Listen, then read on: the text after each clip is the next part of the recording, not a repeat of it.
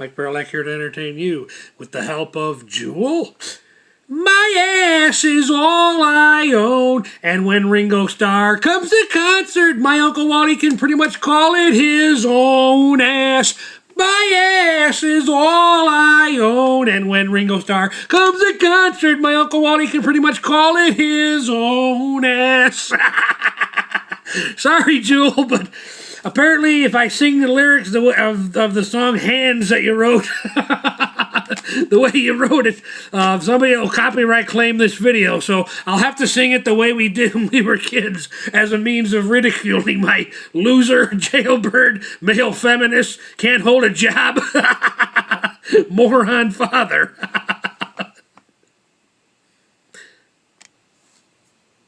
I just figured out why the coloration on this video is, because I got my flat screen, big screen TV on over here. And the blue illumination is causing that. Whatever, let it be. As an album from Jewel called Spirits. I actually haven't listened to this one in a long time. I remember at some point 10 years ago really enjoying this one and listening to it in the car a lot. But I wanted to make a video short of a kind of nightly affirmation before bed, and try and share a couple of memories, which, by the way, the reason I'm all giddy here is I've been working out and going through these tapes, these VHS tapes we made in the 90s when we were kids.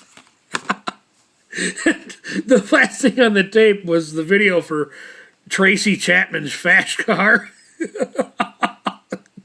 And for years, I thought Tracy Chapman was a guy. Honestly, apparently, but no, Tracy Chapman is a woman, apparently. But Tracy Chapman's Fast Car. While the video is playing, we're singing along, and we're kids in the late 90s. And that one part, I remember when we were driving in Wally's car, speeding so fast the cop said Wally was drunk. At some point, he must have got all hot and bothered because he pulled over the side of the road, climbed to the back seat, and raped his nephew. Owie, ow, cried little Paulie, our father. Owie, ow, Uncle Wally, you're hurting me. Hurting me. Oh, God. These freaking tapes are hilarious that we made when we were kids. But yeah, that's what we did when we were kids, to deal with the fact that we had a loser for male feminist, jailbird, loser, can't hold a job for a father, or has very little ROI. My involvement with my father always involved very little ROI. Very little return on investment. Okay, but back to my notes here. Okay, so I wanted to share a memory. When we were growing up, it's actually a little bit later in life. I was probably 19, and I honestly don't remember which sister it was. I have two sisters, probably my younger sister. But I was trying to explain to my sister how men in the Middle East view their women, wives, daughters, mothers, as property. And my sister, gut reaction, so that's romantic. I kid you not, when we were growing up. I went into further detail with her, and she did change her mind after I explained to her what all that entailed, being considered the property of Middle East men. And then she was like, oh, maybe not.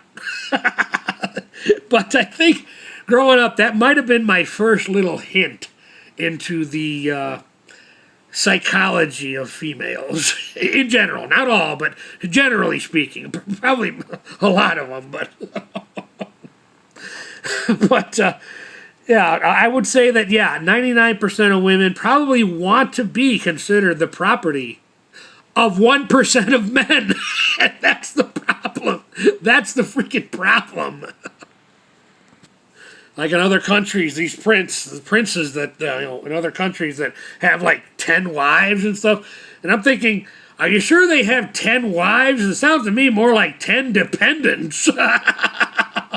I mean, there's a fundamental difference between your wife and your dependent.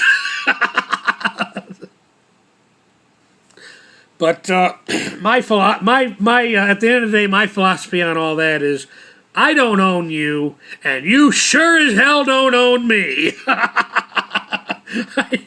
I'm with you because I want to be, and you're with me because you want to be. Any other reason would be moot. in terms of a healthy relationship. Because a relationship where one party is considered the property of another party, that's not a relationship. That's a relationship.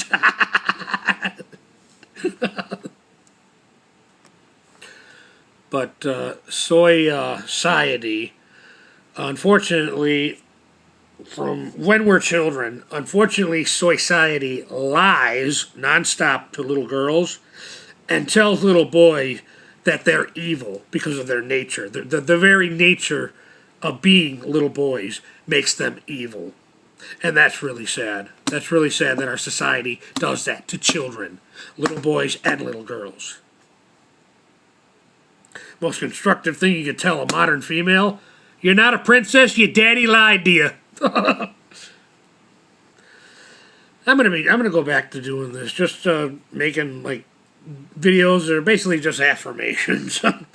I'm okay with it. I know that my stuff, my things, are only important to me. You know, I got this beautiful home with all my things that I enjoy that make me happy, and I'm okay with that. I know when I die and all this, a lot of this stuff will either go back to the Goodwill or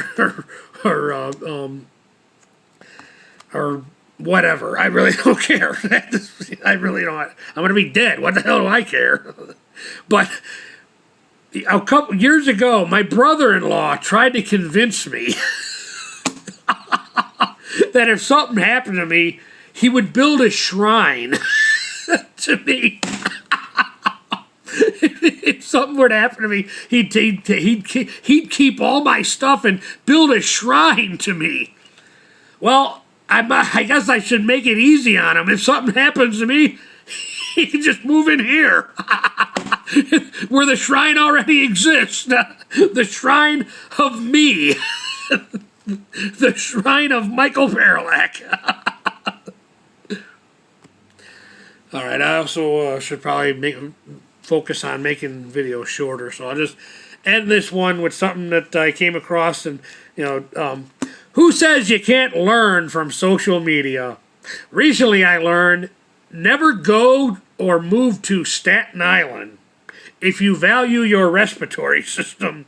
Staten Island is not a place for respiratory condition sufferers, like asthma.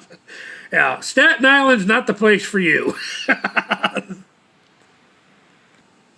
Maybe Brooklyn if you want to catch the latest Trump rally. Oh, we are living in interesting times.